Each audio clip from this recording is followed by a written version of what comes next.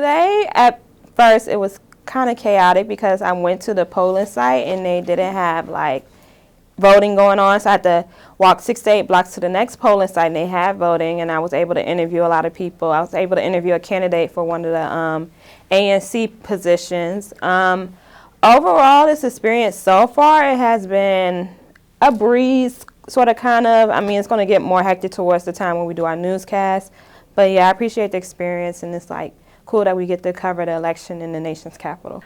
A lot of people can be uneducated about the way American politics works, especially, functioning within the American government. The thing about if Hillary Clinton and or Donald Trump do get elected to the White House, they technically only share 1/3 of the party, which is, I believe, is the executive part of the American government. There's judicial, legislative, and executive, in which they also have to have a Congress and legislative and judicial to basically back their support. So which can be detrimental depending on which candidate gets into the White House.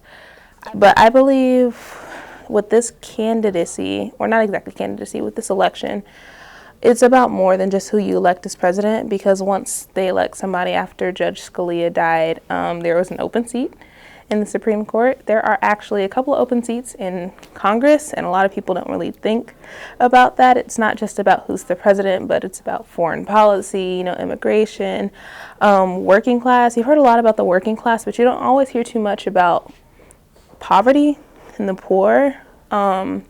Nobody's really focused on military spending. I've been hearing speculations about Congress and their budget for the 2017 year and how they are threatening another government shutdown because Democrats want the Flint water crisis to be included in the budget, which is something that right-wingers aren't exactly being progressive on. This year's election is a very interesting year. One, because we have a woman running for the first time, and the second is because we have a reality TV star running for the first time. So it makes the dynamics of the election really, really interesting, and in some ways discouraging and encouraging. This year's election has definitely been interesting, one, because it's been so long that we've known who the two candidates were. Normally the conventions happen a little later in the summertime, so we've known for a while who our two major candidates were. And then that being said, we got to really focus on who those two people were, specifically because they were two people who had already been in the spotlight, which is definitely a unique situation in itself. So there was less discovery and more personal attack on both the candidates. So there are a lot of people voting less on policy and what they believe that person may actually do from bills and legislative standpoint, and more focus on, the individual character of the candidates. I feel emotionless when it comes to this election just because I have no connection or ties to either one of the presidential candidates. I know, being a woman, I should be team Hillary Clinton because, Donald Trump is anti, supposedly, black people, anti middle class or poverty. Like, he can't relate to anything when it comes to people in general outside of his bubble. But I don't really feel connected to Hillary Clinton either, and so I feel emotionless. I feel like I am just, it's another day for me, and yeah. My take on this year's election, well, one, I'm just happy it's finally here. The election day is here, because I feel like the buildup has been crazy, but not in like a good crazy, like you can't wait for it. I'm just kind of over it. I think the majority of people I've spoken to are both ready. Just, if it's going to be Hillary, it's going to be Hillary. God forbid, but if it's Trump, it's going to be Trump. But I'd rather it be Hillary, by the way. But I'm just ready for it to be over. I think the candidates themselves spent so much time kind of vilifying one another and just like making this kind of a lowbrow situation that I feel like if you ask me like what are Hillary or Donald Trump's stances on stuff, I feel like the actual what means something as far as where they stand on topics and stuff, I can't even tell you specifically. I can give you like a ballpark figure, but after the primary to decide, like, Bernie versus Hillary, and when it became Hillary versus Donald Trump, I feel like just the way things have gone with the campaigns, it's gotten away from the issues and gotten more about the person, and I'm just over it. I'm tired of the emails. I'm tired of hearing the playback of Donald Trump's sound bites of him sexually assaulting women and just being how he is in general. I'm over it. I'm so glad the election day is here. It's the lesser of two evils for me personally, but I'd rather it be Hillary. I think she's definitely more qualified, and that's what it comes down to. It's bigger than Hillary, Clinton. It's, even then, I'm still a Jill Stein supporter, but, sometimes it's like a take one for the team type ideology that I'm living through right now. So I don't mind voting for Hillary Clinton. There are some things about her character and what she's done in positions of power that are kind of sketchy to me. But at the same time, I could also imagine Donald Trump in a position of power, Bernie Sanders in a position of power, Jill Stein in a position of power, Gary Johnson, Ellen McMullen, all these candidates. I can see them in these positions of power. And when I look at the rap sheets of everybody, Hillary Clinton is the most qualified. As far as the whole you're either with us or against us mentality that's taking part in this election, again, I think that really comes from, the character slandering that has come from both sides of the election, from both camps, for both parties, both Hillary Clinton and Donald Trump. Personally, I don't agree with that. I'm not someone who even believes in the party ideal. I don't think that's a successful model, clearly, in American politics, because the focus becomes too much on the party and less on policy that moves the nation forward. So I just think that what we're going to see after the election is a strong support for whoever the next president is, and then, definitely a strong rise on the opposite end to oppose that president. And do you feel like there's a such thing as in between? Like a lot of black people are saying, I guess I'm with her. Do you feel like as a person of like color or minority, is there in between when it comes to us? Like, how do you feel about that? Like, either you for us or you not. Do you believe in that? I feel like a lot of people can have faith in what the presidential candidate Hillary Clinton has to offer because her husband has served in office, and so we kind of have a feel of like how his presidency went. So we know we're not gonna like really fail. Like the country is not gonna fail, but there might be some type of mishap or something. But I guess I feel like we're in between. Because we want Obama forever, but that can't really happen. And we wish we could have Michelle run too, but I know after everything they've been through in that office, it's kind of like something that they don't want to continue to endure as African American and as like the president of this country.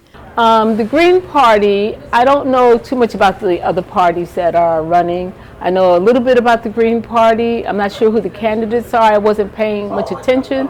I was paying attention to the Democratic and Republican candidates. So the three other major candidates, Gary Johnson, Jillian Stein, and Evan McMullen, I'm familiar with all three of them actually. I've actually met Evan McMullen, so that was pretty cool. The big thing with their platforms, why they really don't work, is that they're basically just mixtures of elements of Hillary Clinton and Donald Trump's platforms, which Donald Trump, also, you really don't know what his platform is per se. You're just assuming based on the fact that who's supporting him and the ideals of the Republican Party and the GOP that they said at their convention.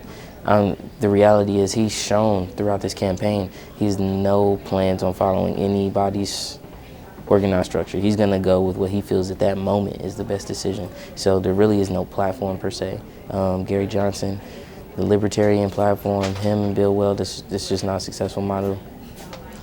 I only know of two presidential candidates, Donald Trump and Hillary Clinton. This past summer, I was working with NBC Universal at MSNBC, so I had to become very familiarized with the presidential race. I don't know if there's, I was aware that there's another candidate, but that was only because I saw a picture on Facebook and somebody wrote in like their candidate of like Cam Newton, and like there was a name above Cam Newton's name. Because just lack of exposure, like you don't really hear about them. The biggest soundbite I've heard about Gary Johnson, there was 2 times I saw him over the last maybe 6 months. One was on the now defunct Nightly Show. He got to sit in with Larry Wilmore and basically talk a little bit about what they stand on. I know he's all about pro-weed, which I'm sure got a lot of millennials and pro-stoners like geeked. And I don't honestly know, Jill Stein, I really haven't seen a lot of stuff with her. Maybe on CNN I've seen her speak. I know how she looks. I know, who she is, but I don't know what she's all about. And I think a lot of that has to do with just a general exposure. It's been Hillary and Donald because they have the biggest machines behind them pushing them. And unfortunately, I do think we should have an independent running just to kind of break it up so it isn't one way or the other. But at the same time, I feel like America may just as in whole isn't with that, because obviously if it was, you would have seen more of the people who are running as independents. And I know there's that clause, they have to be at a certain threshold as far as general population percentage of votes to be even considered to be for the debates and all that stuff. But I feel like that's just a way to keep them out of it. Like it's kind of a catch-22, because if you don't put them on the debates, how are people supposed to know about these other options? Especially if you don't rely on watching the news all the time. And I get that too, because the news has just been like the one thing and after another of just like the negativity, and like you don't want to watch that like all day, There's never one way to specifically. No one's ever I don't think anyone's ever more qualified to be president. It's a position that you get grasped with, and then every president gets put in a unique situation. So you can never say really that one president handled their presidency terribly compared to another president, because you never know the situations, how anyone will react in that situation. But that being said, I would say that the major difference between the other candidates and the two, Donald Trump and Hillary Clinton, are again, I think most of their policies, one, are not going to move the right or the left, and that's right now where the House and the Senate are. So let's just focus there on the local level of politics. You're going to assume whoever one of these other 3 people are going to unite the right and the left and bring some type of bipartisanship to American politics. That's not going to happen. So you really need either, at this point, we need to decide where we're going to go, because this 2-party battling is just going on too long, and it's gotten too thick in the sense of it's consuming the House and the Senate. And we're going to start losing local level politics on that level if we don't really focus on ending that and getting rid of the 2-party system. But you don't get rid of the 2-party system by bringing in a third person who has no real relation to either one of the parties, except for Evan McMullin. He was a Republican, so you're basically just saying that it's another version of conservatism, and that's not something. They clearly didn't feel like Evan McMullin was someone who could lead their party, so that's why he left. That's not the ideal. That's not where the Republican Party is right now. So right now, we need someone who's going to move the country in a particular direction that's going to subdue the other side, basically. Candidates' relationship to minority or black communities are different. I know that Hillary Clinton has worked tirelessly over the course of her career to help black people, minorities, and children during the course of her career. So she has a solid career, a solid experience working with people of different backgrounds. Donald Trump, not so much.